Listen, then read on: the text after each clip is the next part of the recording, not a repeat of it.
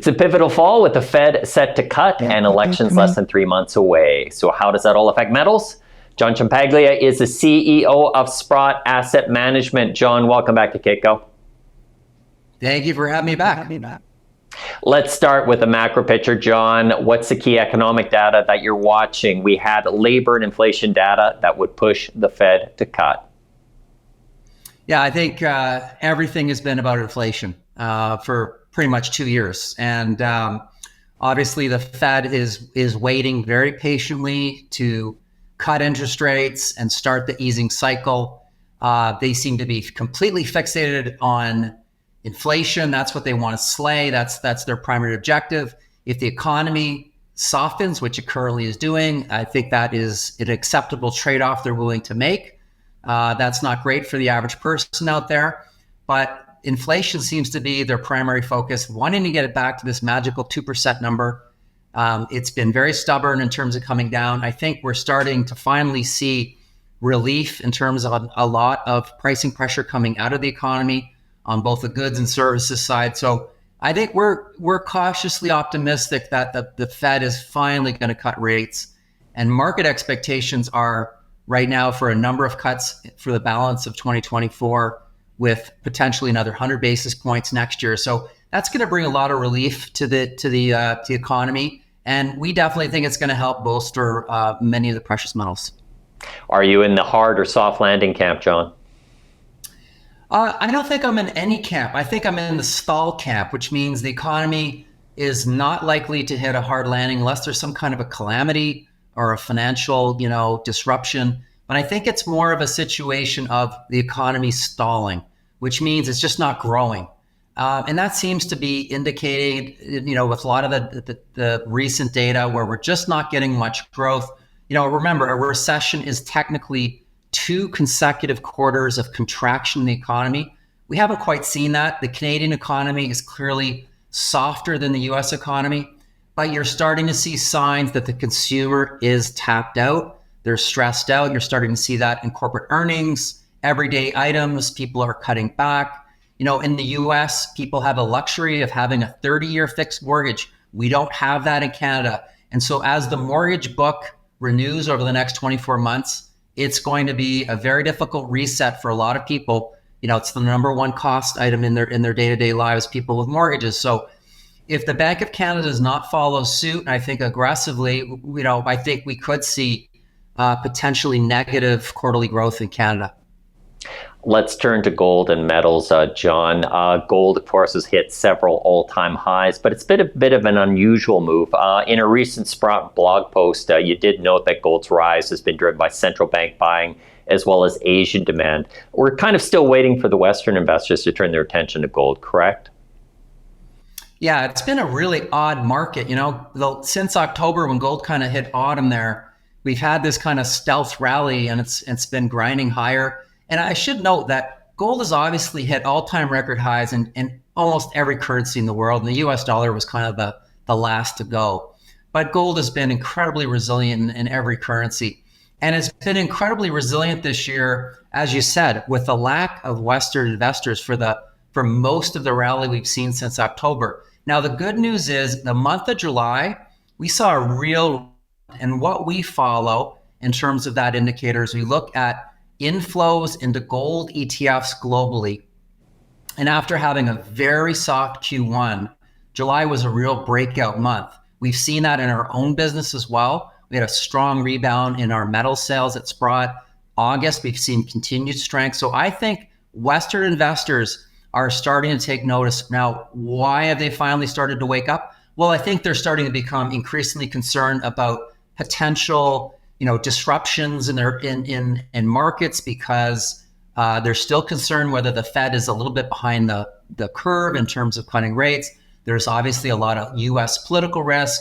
There's obviously wars that are potentially expanding in the Middle East. And so I think everyone is thinking a little bit more cautiously about having some of that insurance in their portfolio. And we see that finally trickling into gold ETF inflows, which are very institutionally driven.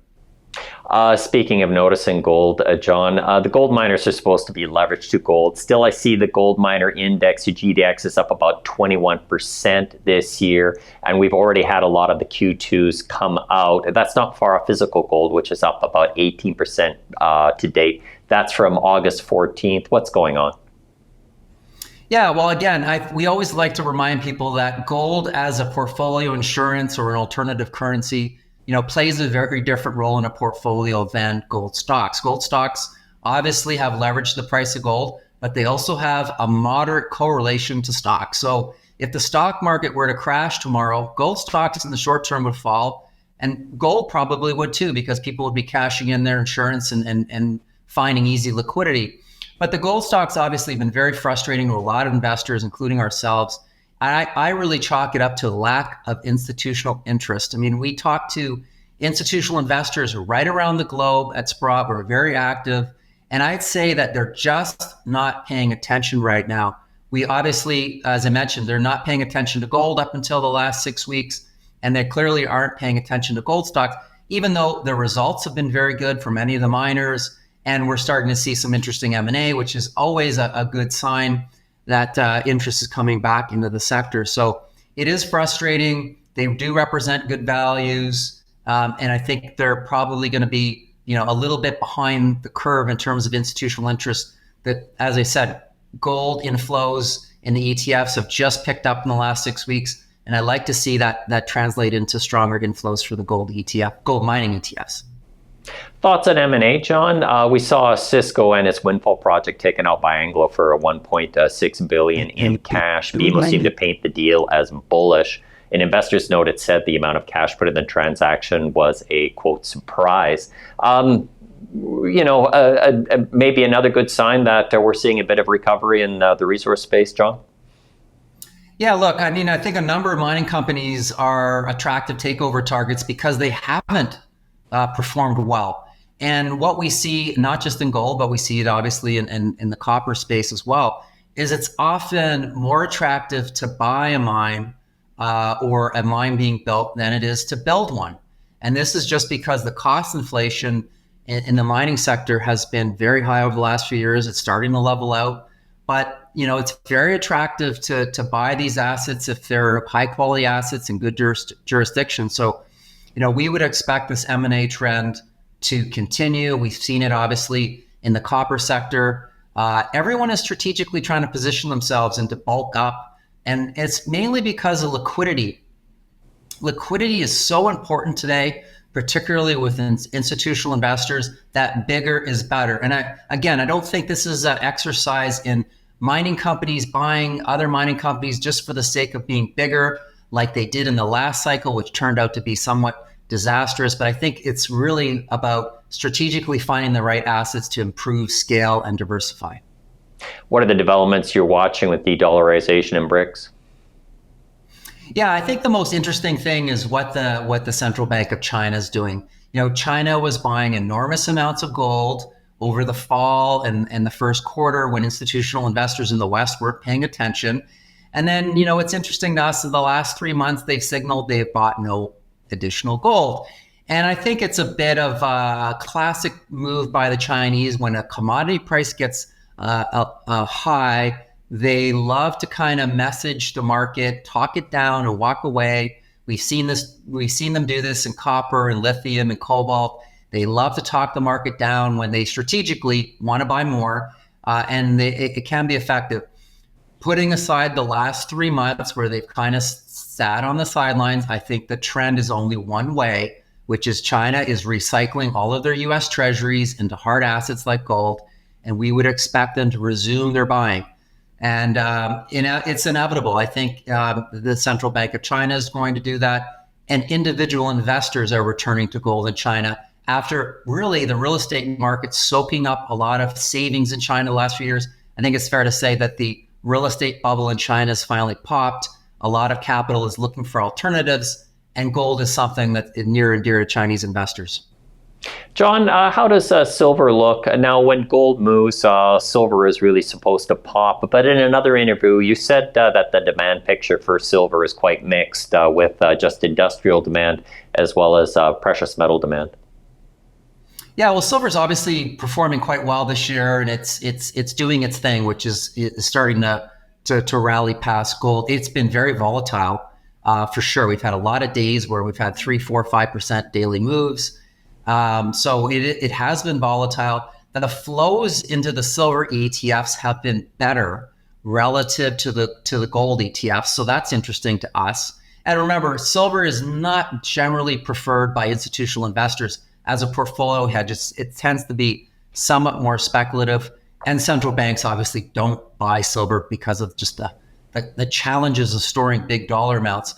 But silver, I think, has been very underpinned by steady industrial application, and it's been mostly in the solar space. China is flooding the world right now with very cheap solar panels. I think it's fair to say there's overcapacity. They don't really care if they're producing these things at very low margins, and that's consuming a lot of silver. We expect upwards of 20% of silver to go to PVs.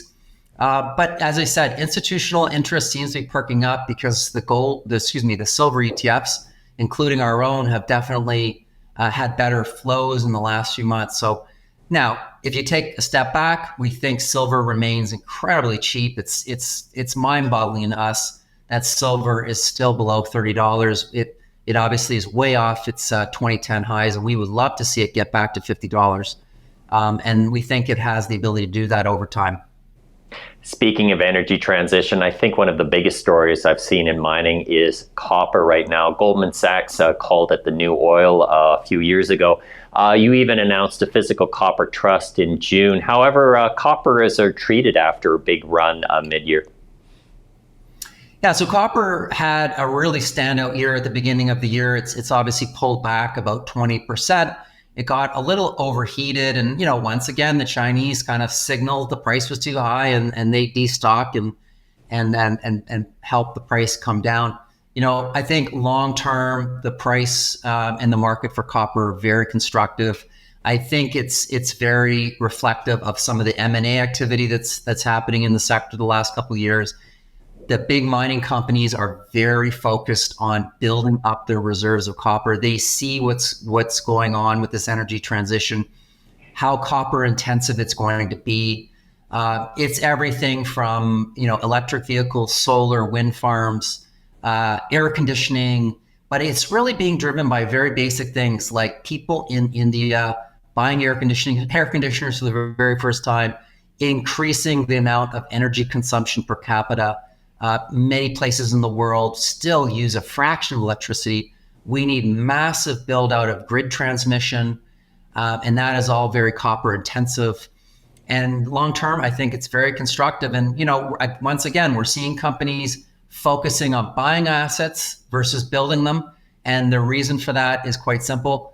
The current copper price is not at an incentive level to justify the usually multi-billion-dollar upfront investments to build new copper mines. And so everyone is focused on buying versus building. Eventually, when the price, I think, hits $5 a pound, we'll see more shovels in the ground and more mine expansions. But it's increasingly difficult to mine copper. A lot of the legacy deposits and mines are getting old, grades have fallen, and we're finding copper at much higher elevations in the Andes, which require a lot more challenges, particularly with bringing water up to 4,000 and 5,000 meters above sea level. So copper is definitely constrained on the supply side, and we see strong growing interest in terms of all of these new technologies and just general, push for more electricity. Now, lastly, John, the classic trade in commodities is to position yourself in the metal that everyone hates. Would that be nickel, lithium, or iron ore? What's your favorite contrarian play, John?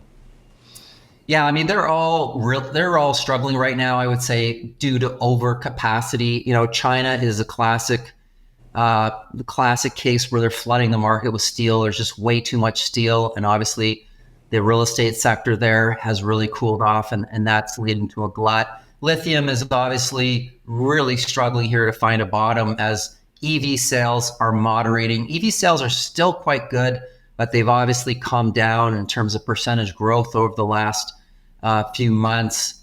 And nickel is another example of we've just got too much production coming out of Indonesia. again, with sponsorship largely from Chinese companies. But, I'd say right now, all three of those metals still, don't look bullish to us. They still need to find, I think, some equilibrium. We're starting to see announcements of nickel mines closing, lithium production being curtailed. Longer term, we're going to need more lithium, but obviously there's a short-term imbalance. But one other metal I would say that maybe is not hated, but I would say in the short term is maybe a little out of favor would be uranium. And I say that because the price got to $106 a pound in January. We're right now at $81, so we've had a healthy correction. And we think that the back half of this year, we're going to see a better uranium market. So that's something, again, it's not hated, but I think it's somewhat out of love in the short term. And we think that we're gonna see better days for uranium. John, thank you for your time. Thanks for having me. Great to see you. My name is Michael McRae. You're watching Kitco Mining.